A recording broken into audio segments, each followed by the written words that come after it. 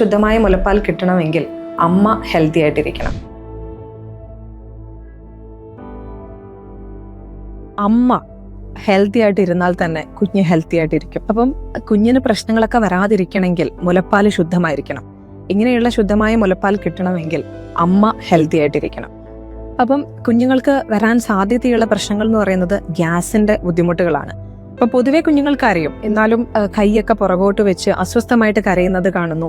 അതോടൊപ്പം വയറൊക്കെ വീർത്തിരിക്കുന്നു, പിന്നെ മലമൂത്ര വിസർജനം കുറയുന്നു. ഇങ്ങനെയൊക്കെയുള്ള കണ്ടീഷൻസ് ആകുമ്പം അവരുടെ കുഞ്ഞിന് വയറ് പ്രശ്നമായിട്ടുണ്ടെന്ന് നമുക്ക് മനസ്സിലാക്കാം. ഇങ്ങനെ മനസ്സിലാക്കുന്ന സമയത്ത് അമ്മയുടെ ഭക്ഷണ ക്രമീകരണം മാറ്റണം. ഇങ്ങനെ മാറ്റുമ്പോൾ തന്നെ കുഞ്ഞുങ്ങൾക്ക് അത് റിലീവ്ഡ് ആയിട്ട് കണ്ടുവരാറുണ്ട്. അതിലും ശരിയാവുന്നില്ലെങ്കിൽ ചെറിയ ചെറിയ മരുന്നുകളൊക്കെ നമുക്ക് കൊടുക്കാവുന്നതാണ്. അതും കൃത്യമായിട്ടുള്ള വൈദ്യനിർദ്ദേശപ്രകാരം മാത്രമേ കുഞ്ഞുങ്ങൾക്ക് മരുന്ന് നമുക്ക് അഡ്വൈസ് ചെയ്യാൻ പറ്റൂ.